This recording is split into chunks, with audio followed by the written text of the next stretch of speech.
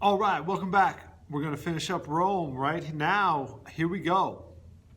So, last time we had a republic, it became an empire.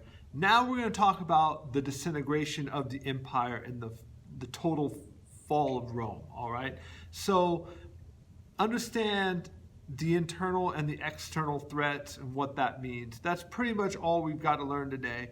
Another fun fact is that there's an Eastern and a Western Roman Empire, and so there's not too much to learn. Or let me be more precise. We've already landed the big fish. What was the big fish? Okay, that Rome and the United States are similar. Okay, we've got 3 branches of government. They've got 3 branches of government. Okay, our colonies start off under a monarchy, then we emerge as a republic, and we don't want to become an empire. We don't want to model ourselves in that way on Rome. How did Rome fall? In stages. How did the size of Rome contribute to its fall? It's big. It's harder to defend. More border means more area to defend, okay? And then what's the Byzantine Empire? That's just the Eastern Roman Empire. Eastern Roman Empire, Byzantine Empire, pretty much synonymous. What's the first political system in Rome? Hit me. Monarchy, okay? They're ruled by a king, all right? They have about 7 kings, and then that king is bad. They overthrow him, and they establish what's after monarchy? Republic. All right, excellent. And then what marks the end of the republic? Do you remember this? Okay, Octavian, and that's in the year 27 AD. So make sure you know it's right after Julius Caesar, right? What's that called when there's no going back? When Julius Caesar does what?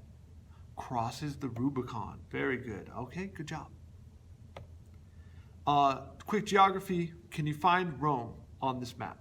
Okay, it's right where the kneecap would be for the boot. What's that whole boot called? What country is that? Italy. And if it's kicking a little soccer ball, what's that island down there at the tip of the boot? Sicily. Very good. And then know your mountains. Here they are. I feel you guys have a good grasp on these mountains, so we'll just cruise through that. Here are your cities: Rome, Constantinople. Well, here I can show you the Western Roman Empire and the Eastern Roman Empire. And the Eastern Roman Empire is there in purple.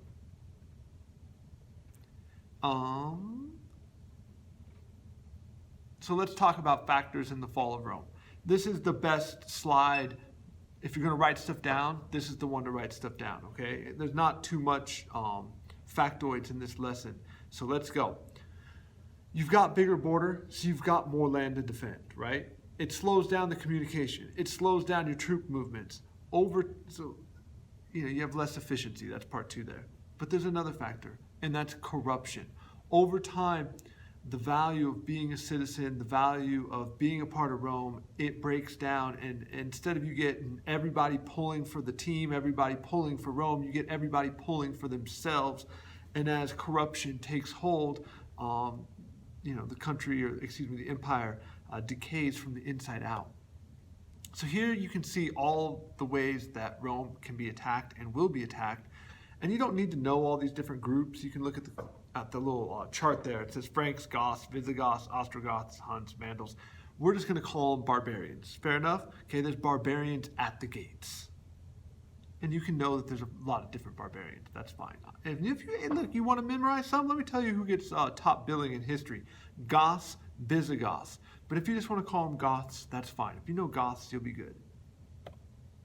Okay, so on the border, people, because it's so dangerous, people are going to abandon ship. But unfortunately, that's where they make the food. So the farmers aren't feeling protected. They're out of there. And now the barbarians are using that land to grow food. And the food, it's important, okay? And that's going to be the source of your strength. So as you lose food, that's not good. The Goths fight back, fight the Romans. Romans pay the Goths, then stop. Goths sack Rome in 410 AD. Okay, again, you can just think barbarians, but this is the story.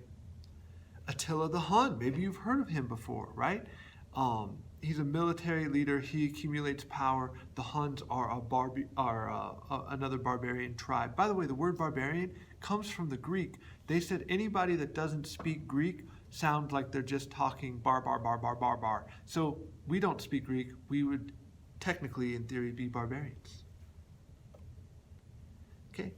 You don't have to know this per se. It's just kind of interesting. The first king of Rome, establishing Rome, you have Romulus and Remus, you have Romulus, and then the last emperor is Romulus as well. And that marks the end of the Western Empire. And then we have the split. We see that. We feel good about that. Okay, I want to show you this video real quick. Okay, so we're going to look at some different timelines on here. We're going to see Rome. It starts growing from a city, and it's going to take over.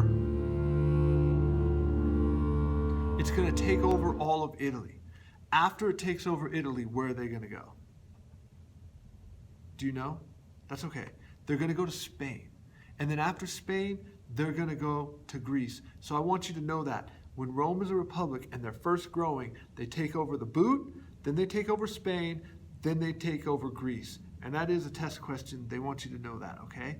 So let's keep watching. Look how big the republic gets. Boom, they transform into empire. Let's watch that happen.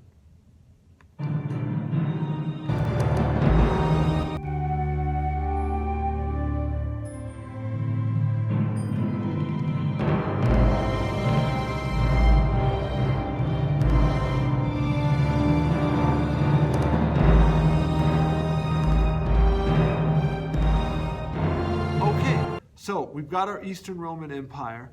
By the way, you know something funny that's about that Eastern Roman Empire? There's times where the Eastern Roman Empire doesn't even have Rome in it. Isn't that kind of interesting? Okay, so the most important leader or people from the Eastern Roman Empire are Justinian and Theodora.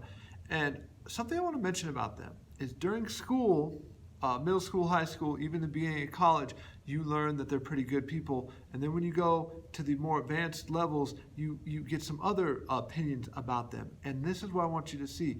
There's primary sources that say they're good, primary sources that say they're bad. And the secondary sources focus on the good up until you're much older, and then they bring in some other primary sources. I hope that babble made sense to you. I'm just trying to show you that history is written by somebody and they have opinions and things can get edited, and that's the difference between a primary and a secondary source. What's an example of a primary source? Give me one. Okay, George Washington's diary is my classic example, a Roman coin, something that was there if you were there at the event. Okay?